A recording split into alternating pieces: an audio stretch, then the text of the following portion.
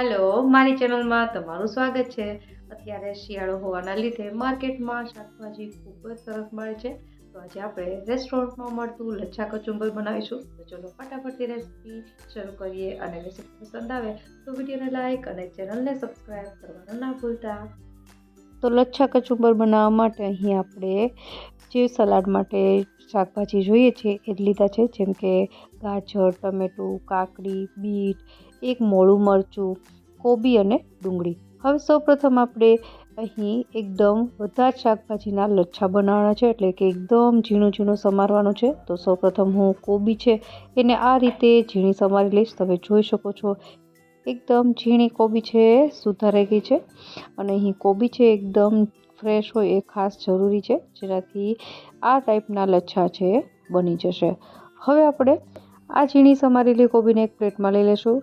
અને હવે આપણે એક મોળું મરચું લીધું છે, એની એકદમ લાંબી લાંબી સ્ટ્રીપ તૈયાર કરી લેશું। તો આ રીતે ઉપરનો ભાગ કાઢી અને વચ્ચેથી એક કટ લગાવી લેશું અને અંદરના બિયા છે બધા જ કાઢીને એકદમ લાંબી લાંબી સ્ટ્રીપ છે તૈયાર કરી લેવાની છે।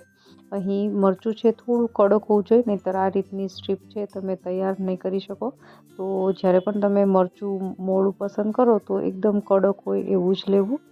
હવે આપણે અહીં એક મીડિયમ સાઇઝની ડુંગળી લીધી હતી, એને પણ આ રીતે એકદમ લાંબી લાંબી સ્ટ્રીપમાં જ કટ કરી લઈશું। તો ડુંગળી તો એકદમ સરસ રીતે કટ થઈ જાય છે, તો એકદમ ઇઝીલી એના પણ લચ્છા છે બની જશે।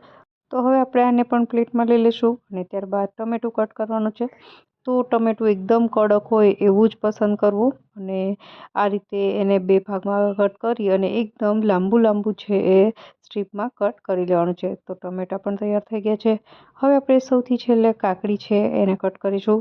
કાકડી પણ બધા જ શાકભાજીની જેમ એકદમ કડક હોય એ ટાઈપની તમે પસંદ કરો એટલે ઇઝીલી કટ થઈ જાય છે। તો આ રીતે મેં વચ્ચેથી બે ભાગ કરી અને ત્યારબાદ આવી રીતે લાંબી લાંબી કટ કરી લીધી છે।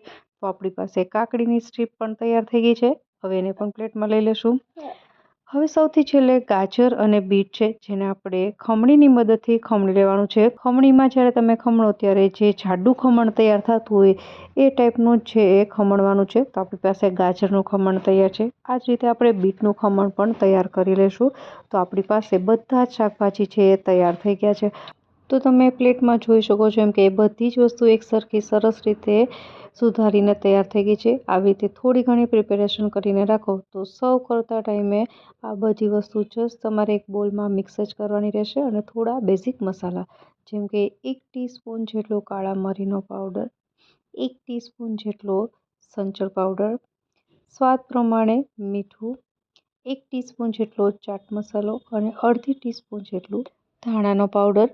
હવે અડધા લીંબુનો રસ મેં કાઢીને રાખ્યો હતો એ આમાં ઉમેરી દઈશું। અને ત્યારબાદ સૌથી છેલ્લે થોડા ફ્રેશ ફુદીનાના પાન ને થોડી ઝીણી સમારેલી કોથમીર, આ બધી જ વસ્તુને એડ કરી અને બધી વસ્તુ સારી રીતે મિક્સ કરી દઈશું। તો આપણું આ રેસ્ટોરન્ટ સ્ટાઇલ લચ્છા કચુંબર છે તૈયાર થઈ જશે, જે ખાવામાં ખૂબ જ ટેસ્ટી લાગે છે। તમે લંચ અથવા તો ડિનરમાં સર્વ કરી જ શકો છો। અને જે લોકો ડાયટ કરતા હોય છે એ લોકો નાસ્તામાં પણ આ રેસીપી બનાવીને ખાઈ શકે છે। તો આશા રાખું રેસીપી જરૂરથી પસંદ આવી હશે। ફરી મળીએ નવી રેસીપી સાથે, ત્યાં સુધી બાય બાય।